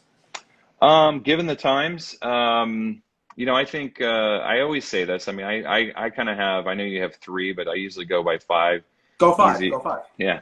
But I usually do a navy suit because the best thing about a navy suit is you can break it up. There you go. You can break it up. You can wear it as a jacket. If whenever I travel, I kind of use those. I always kind of call them 5 easy pieces that I take with me. A white Oxford shirt I always bring with me. It's the one thing. Again, all of these things you can dress up, dress down, and that's what's the versatility. I think in menswear is especially important. Because a lot of guys will ask me, well, how do you dress well? What's your secrets? What give me some tips. And the easiest thing is to kind of boil it down to those 5 easy essentials. Like, you don't have to be too tricky. You look at some of the great photos of Cary Grant or, what have you. He's a pretty classic dresser, but it was the way he wore a tonal tie with a navy suit. It was more about the tonality of it as opposed to like having, oh my God, he has the coolest style. It was really more of a classic style that he would kind of do, subtle updates, whether wearing a tonal tie, like, with a navy suit is meaning when I say tonal, a shade different than the actual suit, or even the shade the same, but doing something so that it's a little more matchy, I think kind of makes an outfit look a little chicer. The other piece I would say is key in a guy's wardrobe right now is a sneaker, like making sure you invest in a good sneaker. And part of the reason why I started my own store and website is because a lot of guys say, well, what's the sneaker? And then because there's thousands of sneakers out there. And what I've tried to do is show the guy what he should be wearing, what the shoe he should be wearing, what the jacket he should be wearing, and really doing all that kind of outreach and research before you have to make that decision. But it really kind of comes down to that navy suit, an Oxford shirt, a great sneaker. I also love to bring a cardigan. I think a cardigan is something that's really essential. Again, it's something you can wear with a t-shirt. You can wear under a suit to even dress that up a little bit. But there's a lot of different ways that you can make an outfit look good. It's just really almost simplifying how you do it as opposed to overdoing it. I think that's usually the problem most people face. Absolutely. And I love what you said before, because like a white Oxford, I mean, you could pair it with shorts, you could wear it with jeans, you could wear it alone, you could wear it with a blazer, a suit. I mean, just so many different ways you get more mileage out of it. So I completely agree with you. Yeah. So you've done some absolutely incredible collaborations. Very, very impressed by it. Has there been ever a pinch me moment where you're like, oh my God, I can't believe we got this collab? I think it's most of them are that way. For me, I really started doing that when I was at J. Crew in 2007. The first collab I did was with Jack Purcell. We did some Madras sneakers, Patrick Madras, and we did our Broken In Chino sneaker. And that's when it all started. And then I started doing Timex, and that watch blew out and became one of our best sellers in the company as far as a single item. And then I knew I was onto something, and I knew when I was going to go out on my own that I wanted to do a collaboration. I was watching a lot of the Japanese designers, Junya Watanabe, and They're awesome. which has always been one of the best collaborators out there. And I sought out And very innovative too. Yeah. Very innovative. And I just decided, you know what, I want to be the American version of that. And when I started doing Timex, it really I set my sights on American brands. And I think the one brand that really stood out to me was Champion. Champion was the one that really started everything. At least when I went out on my own, they were the first ones to take a risk on me. I was kind of a nobody, other than I worked at J. Crew and headed up men's there. Ned Monroe is a good friend of mine. He's the creative director there, and he took a chance on me and gave me the opportunity to work with them. But that was truly like a pinch me moment. But then, every single one's amazing. More recently, when we did the LL Bean collab that we very debuted. Cool, by the way, in a way different direction than I thought you would go with it. So it was really cool. Oh, thanks. Yeah, we debuted it during Fashion Week in February before this whole COVID craziness. But it was huge. I mean, I think it was a big reason why I got nominated for CFDA award is, having that really got a lot of attention for me, I think, and also for them. They were very happy with me, and actually got an email last night from their CEO kind of congratulating me on the nomination. But yeah, I would have to say that one was pretty cool. But they're all amazing. I honestly, it's hard to pick one. It's like picking your favorite kid, Great. So then let me just grill you about them. So I'm just kidding. Now, so this Champion collab, where do you see the evolution of the Todd Snyder Champion brand going, being that you really established an incredible base of really comfortable and almost new modern essentials for the man? Mm-hmm. Well, I think it's going to kind of continue down the same path that we've been doing. We try every year to do something, slightly different. Last year we did a whole Peanuts collab, so we had a whole Snoopy and Charlie Brown, and that blew out. That was amazing. And then we did a Looney Tunes collab, and then we have some other ones cooking for next year. But we're always looking for something just to change it up slightly. It is our best. I mean, we've been doing it for 7 years now. It's our best collab we have, and we almost kind of consider it one of our brands, meaning like it's part of Todd Snyder. It's an extension of the, yep. But it sells, it's probably 30-40% of our total sales, which is incredible. Yeah, it's huge. It's something that we're always trying to reinvent, but we sell a lot of, especially during COVID, like our number one style was the sweatpant, as you could imagine. Yeah. And right behind that was the sweatshirt. And then sure enough, during the summer, our short is now number one. So it's great quality. We make it in Canada. I really try to look back at the history books, but then I try to reinvent it with, updated silhouettes. Because to be honest with you, a lot of the fits of Champion way back when, a little boxier stuff. A lot boxier, just because they cut garments differently. They used to not put a shoulder seam in because it was easier to cut. And a lot of this stuff was just worn, by athletes. And back in those days, athletes, they didn't really think about function and all that. It was really about just, other than keeping them warm, that was it. But now, obviously, with all the technology and everything, and things fit a lot better. So I have to say the quality is much better and the fit's great. And then we add some cool elements, like we did this whole mashup of almost like surf inspired sweatshorts, and that actually did really well. So it's a color blocked sweatshirt that we did, and a hoodie that goes with it. And it's kind of what you can wear to the beach. It's almost kind of West Coast vibe, and that did really well for us. So. Oh, that's awesome. So I heard you mention Looney Tunes. I mean, that's such an iconic just franchise. Were you excited when you got that? I mean, that must have been like, just because I feel like it's such a different direction than like a Champion, you know what I'm saying? That kind of makes sense. Looney Tunes, I mean, to work with them must have been incredible. Yeah, it was awesome. I mean, I used to watch Looney Tunes growing up and when I was a kid, and I've got girls myself. I have 3 girls. having to be able to relive that, and especially with them, I mean, that and what's neat about when I do a lot of these collabs is my daughters will be like, I want one, you know, and I just love that part. That's usually they don't want anything to do with dad other than, you know, giving them money, but when all of a sudden they want to wear my stuff, it actually makes me feel good. You know, they come to my shows often, mainly to people watch, but I do like it when they like my clothes. Oh, that's amazing. Of course, you know, whether it be gratification through your friends or your family, that's the best gratification you can get. So I For sure. completely agree. Yeah. So I personally worked with New Era. I know you have as well. Can you talk about that? And then lastly, this is one of the most important, exciting questions I've had to ask you. What sports logo out of any like league or franchise or whatever is your favorite to work with? Well, that actually is probably I can answer that probably with the one answer. So we did a Yankees. So Yankees is my favorite logo. I fell in love with the Yankees when I moved here in '93. They weren't any good at that time, but I liked going to the stadium. And that was the Don Mattingly era, right? Yep. Yeah. Yep.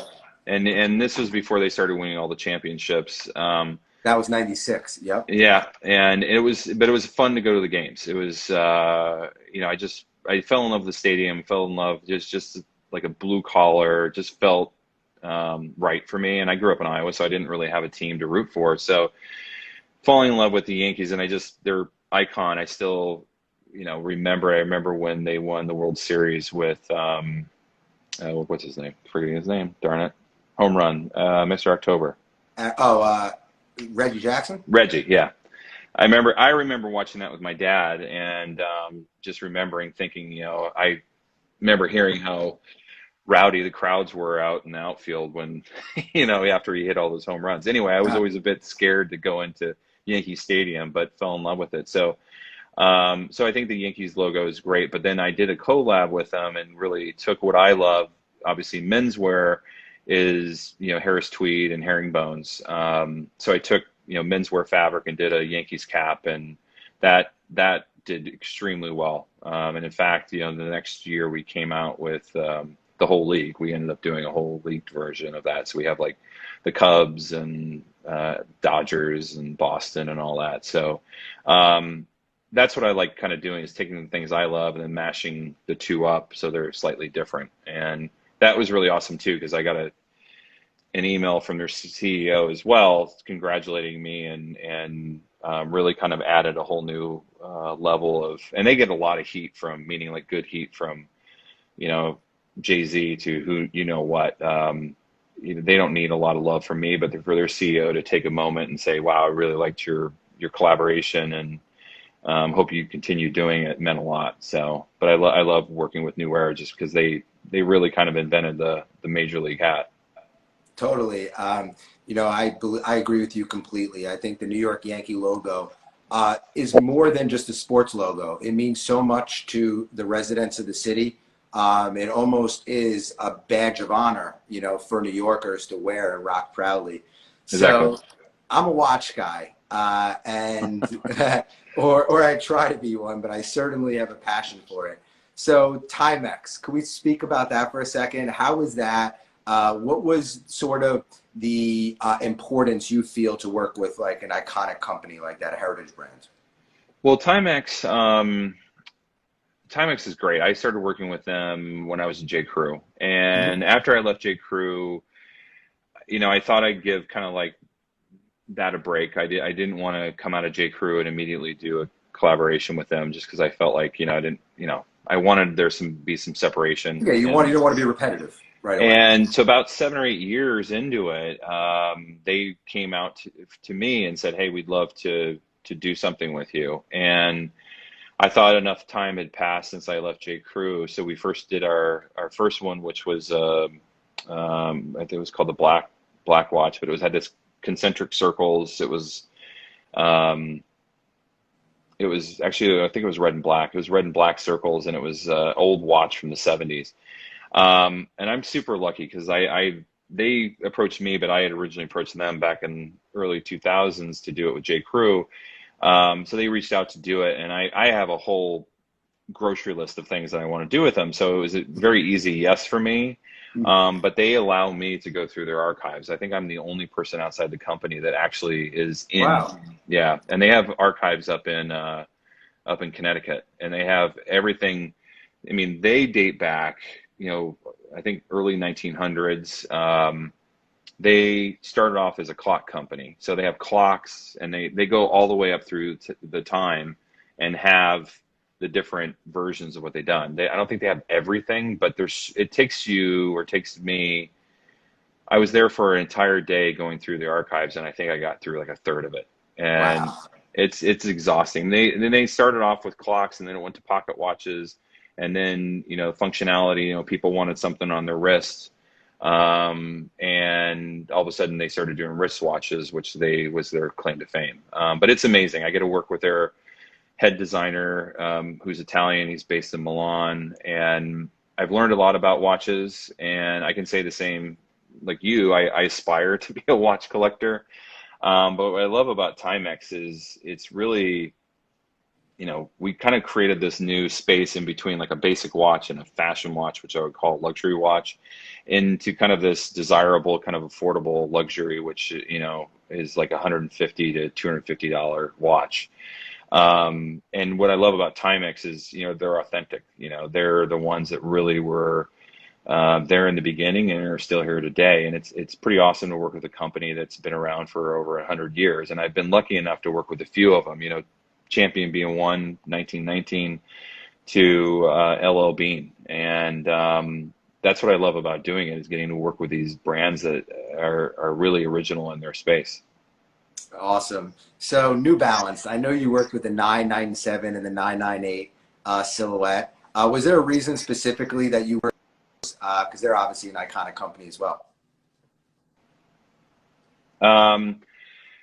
Well, I think that was my first shoe. The 998s, I would say, I think are my first shoe. I used to run in them, and I just wanted something that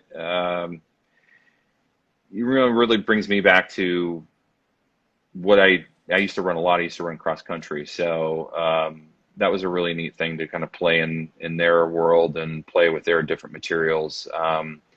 They really, the neat thing is they make them all in the U.S., which again is kind of neat. I get to go up to their factory. It's just north of Boston. I can't remember the name of the town. I think it's Springfield. And get to work in their factory and kind of get to see the workers, like what they do and kind of some of their techniques. And then you try to figure out how to, because they're making thousands of shoes, so you have to make sure you don't disrupt them too much. So you want to make sure that you're doing something that fits within their kind of process. So you're not Like the ethos. Yep. Yeah. So it's really kind of cool. I get to work with their designers. I get to work with their. I love.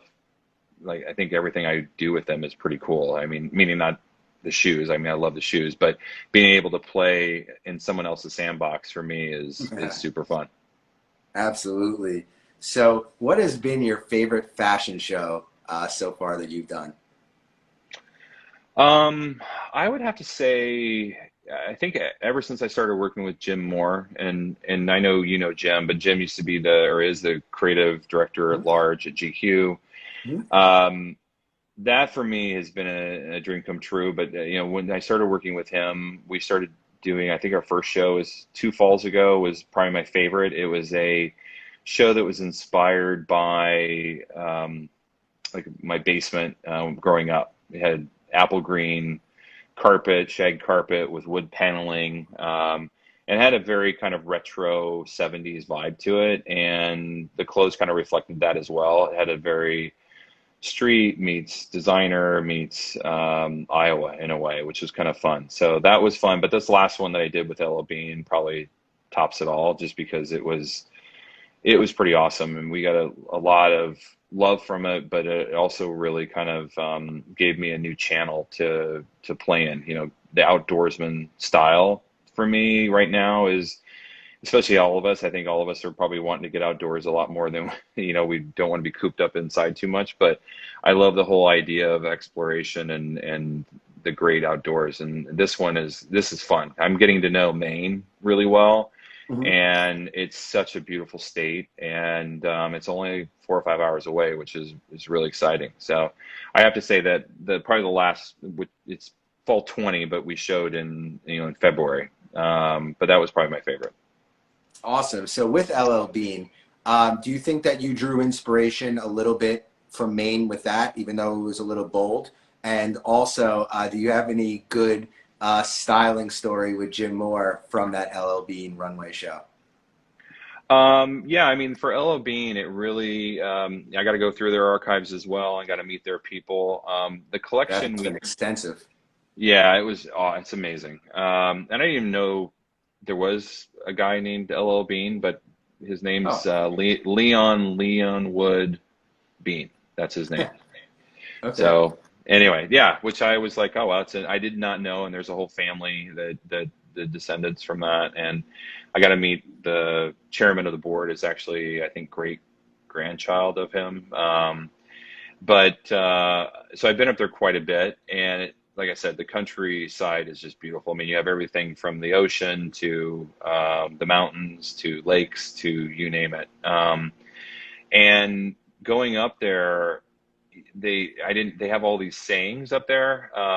You're either a Mainer, or they say Maina, yeah, Maina, or you're from away, and that's what they call you. Oh, you're from away, Like an and out of towner. yeah, you're out of the state. You're from away, and if you move there, you're still considered from away. And I think you either have to be second generation living there to be considered a Mainer. But they're very proud of the state, and rightfully so. And I'm at one of the delis trying to get a sandwich, and I'm looking at the menu, and I'm like, "What's this from away Italian?" And well, apparently they have an Italian sandwich that they make the main way, which I don't know exactly what it is because I didn't order it. But I'm like, "What's from away?" And they're like, "Well, that's a stereotypical Italian sub." So then that's kind of what we ended up naming the collection. It's the From Away collection, Hmm. which I thought was a appropriate name for it, considering I wasn't, from there. And so it was really kind of outsider's take on Maine and kind of the things I love about LL Bean, everything from the tote bag to the boot to there's so many things that they've done that I think we all just take for granted. The tote bag they really invented. They call it the boat and tote. What they would do is they created the bag so you could actually tote ice. Before air conditioning and all that, you would literally take ice and put it in the bag and tote it to wherever you were going, needed a Wow. cooler or whatever. But that's why they call it the boat and tote. A lot of people would take it to their boats or what have you, but everything had a function to it. And then, back in the day, I think they invented the bean boot, which is like a hunting boot, because you're going through all these marshes and sludge and whatever, and he wanted something that was going to keep your feet dry and warm. And then, out came the bean boot. So all of these things kind of came about more of a function piece. And LL would bring people, from Boston and New York and give them tours. He actually was a guide. Started off as a guide, showing people fishing holes or places they go hunting or places they go camping, and he really guided them around. And he realized he needed, he could sell some clothes to these guys too, because they come up and they don't really have outfits for the great outdoors. So that's how LL Bean started. Oh, wow. And yeah, and so anyway, a lot of that people don't know. And part of what I wanted to do was really be that kind of historian and telling that story. And that's kind of what I do with Champion too, because a lot of people didn't think Champion was around since 1919 and invented the sweatshirt. But LL Bean, taking those iconic pieces and just, twisting them ever so slightly. And I think that's what I really try to do is, do things that aren't quite expected, but at the same time are, recognizable. So I know you have a hashtag car envy. I'm a big passion for vintage cars. What would you say is your holy grail for cars?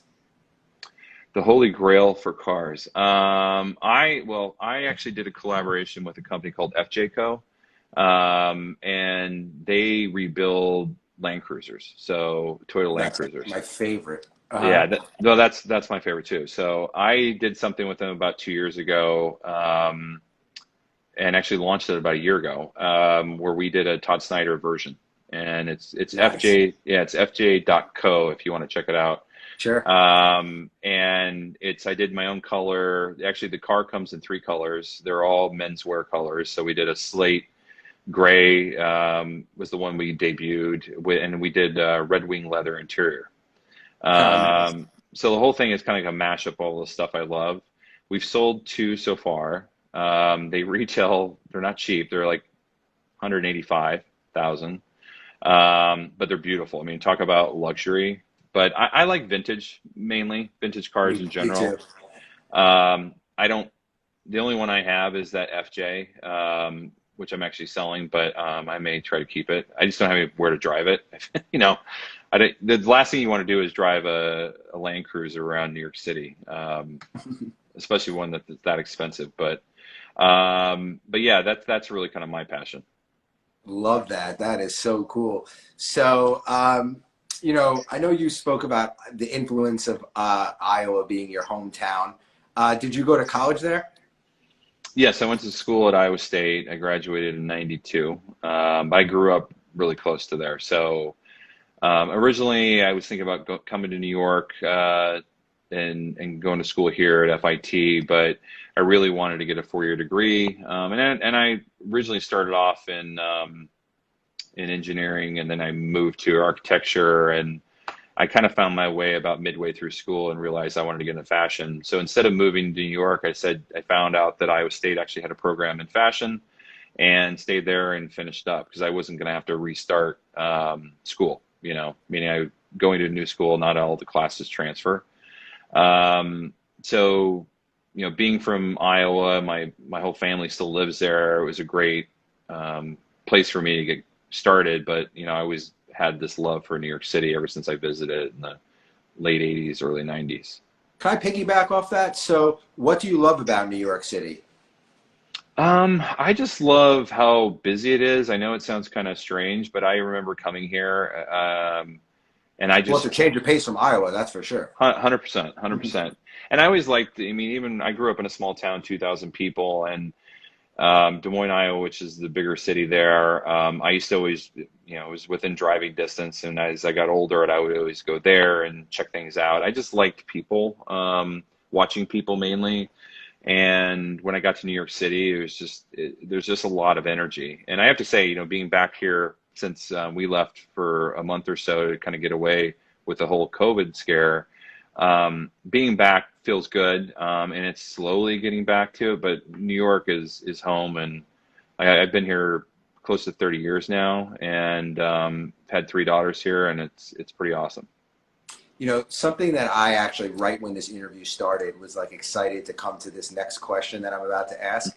So, you know, I think right now in this climate, support is very important. Do you support any other American designers? And throughout your career, who has supported you? I've always given back. I go back to my university actually quite a bit, and I'm always giving talks or making sure that I'm involved. I know when I was in school there wasn't a lot of people who lived in New York, and so there was a hard transition, thinking like, Sure. oh, I'm gonna go New York and be a fashion designer. So I always wanted to make sure I was super involved with that. And we actually every year give out a scholarship to a student. And we've been doing that now for, gosh, almost 8 years. And we've hired 2 or 3 of them. But we always kind of have this bridge to bring people to New York, which if they want to come, they can come. But I've always, that for me is super special. But I as far as designers, I got to know John Varvatos really well, and you know, he's always been a mentor. And if I ever have like a big question, I'll ask him, you know, financial question, or you know, he's done collaborations with Converse back in the day, and you know, I might have a question for him as far as how did he do a deal or whatever, which is really great. But then the one thing I learned growing up in this industry is never burn that bridge. And you know, Mickey Drexler has been a huge mentor for me. I've known him for over 15 years. He's brilliant. And to be able to pick up the phone, and you know, a lot of times he's asking me questions now because he's doing Alex Mills. So it's nice to have, you know, kind of the master asking the student a question, but I look up to him so much. And, you know, as far as other designers that I support, I was a part of the CFDA Vogue Fashion Fund, and I think it was, I'm trying to think of the year that it was. I want to say it was 16, maybe 15. I think it was 2016, yeah. Yeah. So I got to know the Abadi and Sons, and I got to know Public School, Veronica Beards. Both ladies are great. They're both named Veronica. And yeah, so we kind of all look out for each other. We're always kind of like cheerleading each other and making sure that everybody's doing well. It's not an easy business to make it in, so it's nice to hear when someone is, but also if you have a question, like Neely Lotan is a good friend of mine. I met her at Ralph Lauren, and she's got a shop in East Hampton, and we're opening right next to her. And I'm like, hey, you know, do you think we'll do okay? You know, so it's always nice to kind of kick the tires and ask people their advice. But yeah, I've never burned a bridge, and I think it's super important for anybody, any industry. It's amazing, you know, how much you can lean on people in times that, you know, if you have questions or even just want to shoot the shit and whatever, it's just nice to be able to have a group of people that you can lean on. Sure. Something I think that you've created that's incredible is your traveling anti-wrinkle suit. What do you think the importance of that is, especially moving post-COVID? I think it's super important. I mean, we started doing it pre-COVID. We didn't know, but I've seen kind of a casualization a little bit of menswear, just meaning back in 2009, 10, like the suit was super important again. You know, we did the Ludlow suit at J. Crew. The Alden shoe is like we couldn't keep them on the shelves, like the Brogue kind of dress shoe. And that's kind of gone away a little bit, you know, and not completely. It hasn't disappeared. It's reinvented it in different ways. And the way it's reinvented is these kind of more casual suits. And we actually have one that we call the Traveler, and it's elastic waist, drawstring. So if you eat a little too much for lunch, you can wear it. But what's happening is, you know, the jogger used to be like the cool thing for the guys. It still is, but it's made its way into suiting. And so you almost have like a jogger suit pant, and then imagine like a jacket that is size small, medium, large, and it fits more like a shirt. So it's meant to be a little bit oversized, not super tight, because that kind of fitted suit that kind of happened in 2009 it's no longer in. Like, you don't want something super tight or super shrunken. You want something that's a little bit more relaxed. So you can get away with a lot more. It almost fits like an outerwear piece or a shirt as opposed to like a super structured thing. Sure. And having fabrics that kind of give are really important, but also allows you not to iron and worry about, you know, taking things to the dry cleaner so much. But that's huge. You know, that's a huge advantage right there. Yeah, it is. And it's a revolution. I mean, menswear, we don't have a lot of stuff to really point to as far as fashion trends, but kind of the traveler suit, kind of the unconstructed blazer is really something that's kind of come about. I mean, it used to be all about the sneaker and the sweatpant, and that's still important, but you're seeing guys wanting to dress up a little bit more and kind of dressing how you are now with a polo and a blazer. But how do you still look good? I mean, guys still want to look good at the end of the day. Oh, thank you so much. So what city do you think is most fashion forward and ahead of the curve? I would have to say right now, I mean, I can't pull it off, but like this short suit, I think it's super cool. Like, you know, wearing a short with a jacket, I think is something I really like. There's a lot of things that are coming down the pike that I think are really fun, as far as kind of the juxtaposition of, you know, outdoors, meaning like a puffer jacket. The puffer vest is definitely coming back in. You know, when I was growing up, Back to the Future was a big movie, and you know, that was, you know, something that I kind of saw as a fashion trend back then, and now you're starting to see that kind of look come back. I can't remember his character, but he was wearing. Is there any city that you feel like is doing the best job with keeping the fashion trends very forward, I guess, or? I think the biggest one is New York. I mean, I think New York is the center of the universe when it comes to fashion, and I think I love to travel, so I typically hit London and Tokyo. Those are my favorite places. Tokyo is a great place to go because they really kind of turn things upside down, but they're recognizable trends that you see.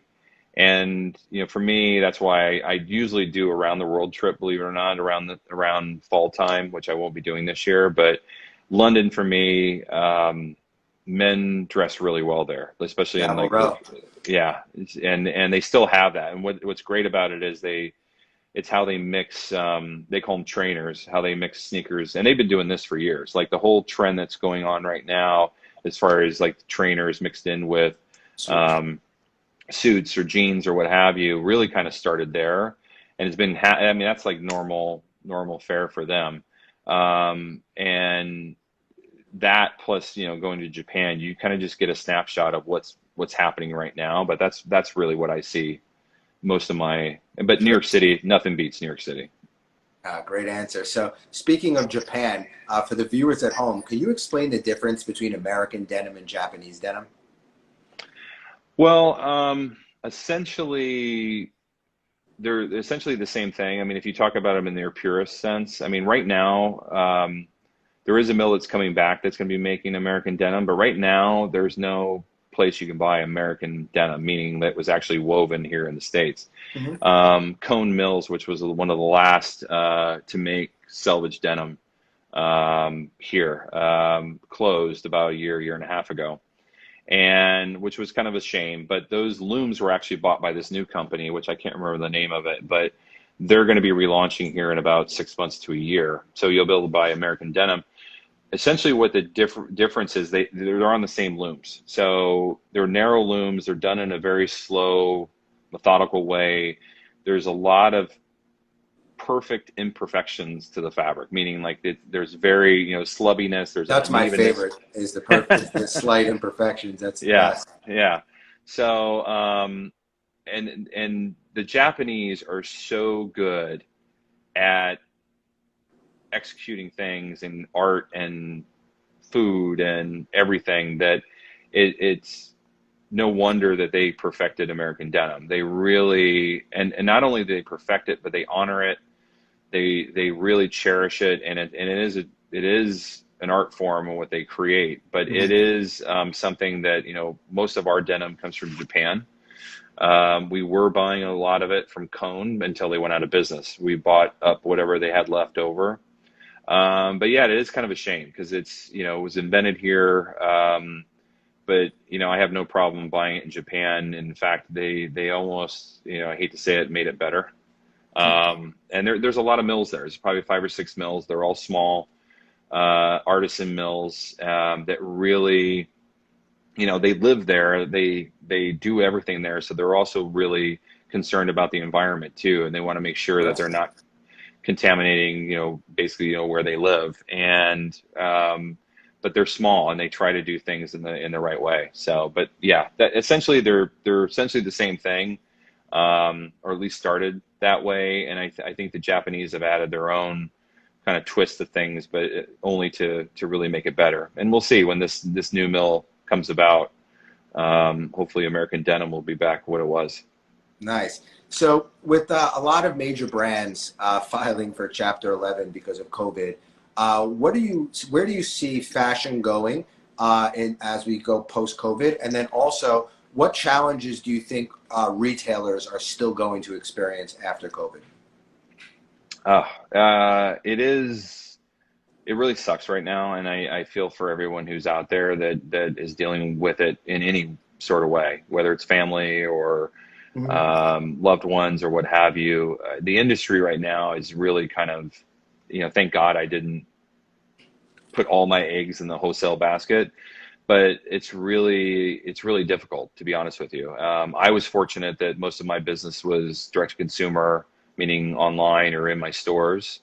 And what really changed for us is that a lot of our customers pivoted away from suiting. We haven't sold a tuxedo in like 4 months, surprise.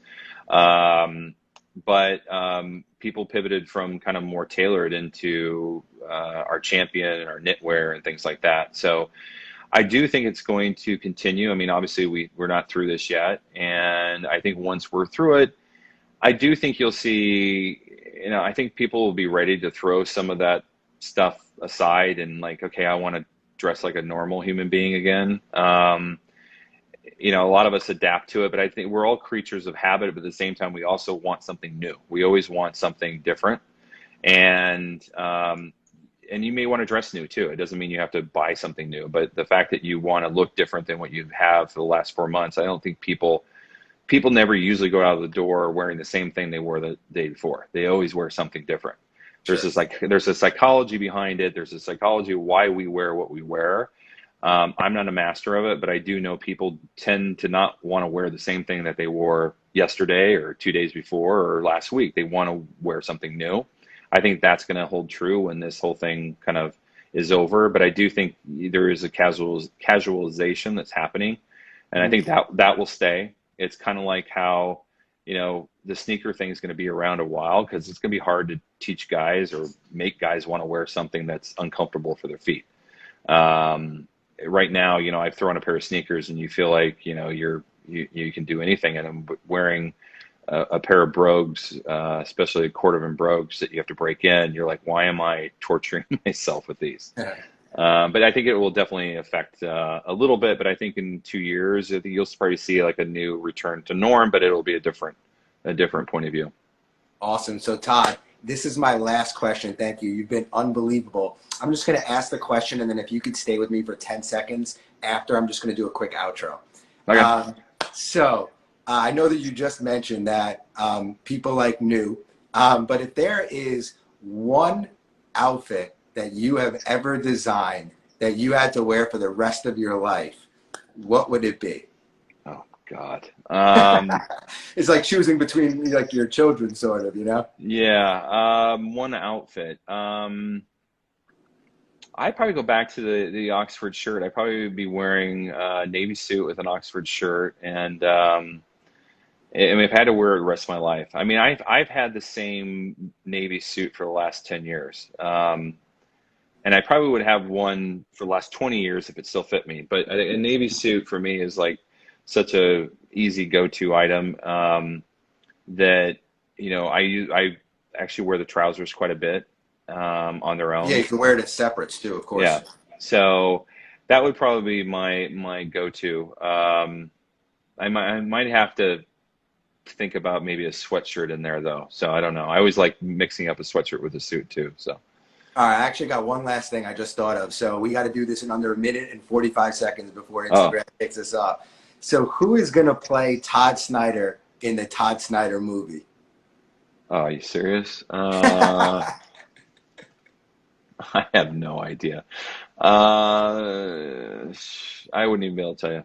Maybe Val Kilmer dye his hair a little bit and call it a day? No, I mean, I don't even know who would. Val Kilmer would be a bad choice. Young Val Kilmer, I would say. Of course. No, I mean, I always love it doesn't look like me at all, but Timothy Chalamet right now, I think he's the coolest dude on the planet. Doesn't look anything like me, but he's probably, to me, probably one of the coolest guys that I'd probably say I'd pick him. Yeah, he's a style icon for sure. Yeah. So thank you so much, Todd. I appreciate your time. You're welcome. Please, our audience, please follow Todd on Instagram at Todd Snyder NY. He's got some amazing shops, so please check them out as well. And definitely check out his e-shop where you'll find a really nice mix of clothing that you could wear in any season and any occasion. He really has mastered sort of a full lifestyle range that's incredible. And if you want to check out the full episode of us talking, please check out YouTube, our website, Apple Podcast, or Spotify. Todd, thank you so much, and I appreciate your time, and congrats again on the CFDA. Thank you so much.